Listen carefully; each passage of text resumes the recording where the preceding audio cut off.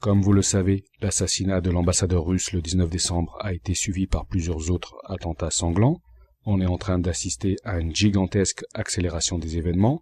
Les attentats et les assassinats se succèdent et se télescopent sur fond de débandade du pouvoir américain, aussi bien à l'intérieur du pays, avec la défaite de Clinton et les scandales qui vont la rattraper, elle et son entourage, qu'à l'extérieur, sur le théâtre des opérations en Syrie, où l'on vient d'apprendre que les forces de Bachar el-Assad ont capturé des dizaines d'officiers étrangers qui encadraient les terroristes.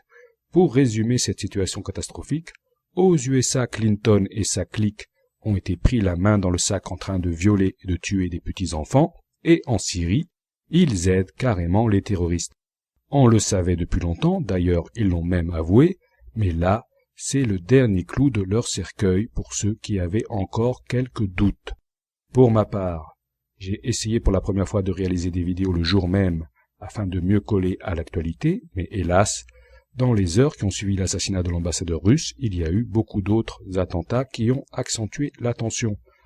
Donc aujourd'hui, je vais vous expliquer pourquoi cette élite d'illuminés a choisi cette stratégie de tension, et je vais le faire en espérant qu'il n'y aura pas d'autres massacres le temps que je termine cette vidéo. Donc désormais il faut être rapide car la situation peut évoluer à tout moment. Il faut savoir que pendant que les gens dorment, il y a une petite caste de dégénérés qui sont prêts à mettre le monde à feu et à sang juste pour sauver leur peau. Des centaines, des milliers et même des millions de vies innocentes peuvent être sacrifiées. Ils n'en ont strictement rien à faire. Ce sont des salauds, des ordures sans âme qui accomplissent les pires forfaits. Kidnapper, violer et tuer des enfants, pour eux c'est juste une routine. Sauf que là, le masque est tombé, et il ne leur reste que quelques jours pour tenter le tout pour le tout. Il s'agit donc d'une véritable fuite en avant. Ces gens sont de vraies ordures qui n'ont rien à perdre et qui sont prêts à tout. Tout d'abord, je vais me distancier de la manière de faire des médias. Comme d'habitude, ceux-ci annoncent des événements, mais ils ne les expliquent pas, ils ne font aucun lien entre ceux-ci. C'est comme pour les séismes, les médias les signalent, mais jamais ils ne vont vous dire que ceux-ci sont directement liés avec certains alignements planétaires. Alors que nous ont rapporté les médias le 19 décembre.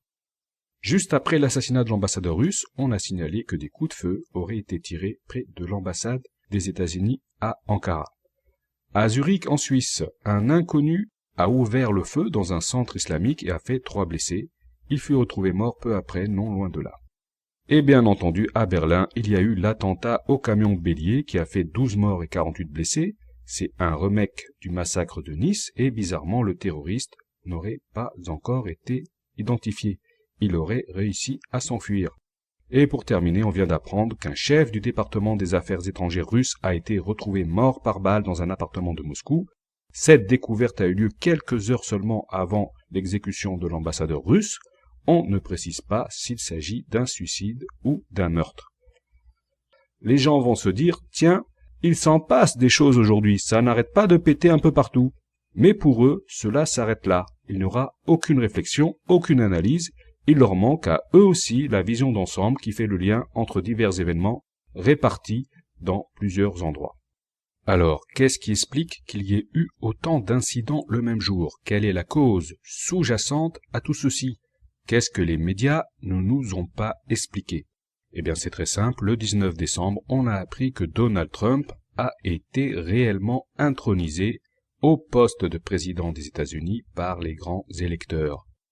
Toute cette cabale des illuminés qui attendaient vainement que des grands électeurs changent d'avis et votent pour Hillary, c'est-à-dire qu'ils attendaient d'eux qu'ils trahissent ceux qui ont voté pour eux, qu'ils trahissent la démocratie, et ce n'est pas arrivé. Et non seulement ce n'est pas arrivé, mais certains grands électeurs ont même retourné leur veste en faveur de Donald Trump, c'est-à-dire qu'ils sont tellement dégoûtés par cette clique à Clinton qu'ils ont préféré voter pour le camp adverse. Pour la clique à Clinton, c'est une cata, c'est une tragédie. Je rappelle qu'ils sont pris à la gorge par des scandales abominables. Pour eux, il ne s'agit pas de perdre ou de gagner les élections, mais de sauver leur peau, et pour cela, il faut à tout prix qu'ils gardent le pouvoir. Donc, comme je l'ai déjà dit il y a quelques jours, Obama et Clinton ont déclaré que Poutine était responsable du piratage des emails, et Obama a enfoncé le clou et déclaré qu'il y aura des représailles. Et quelques jours après, le jour même où Trump est officiellement élu, il y a des assassinats, un attentat au camion bélier, 2 mosquées visées par des attentats. Tout cela le même jour.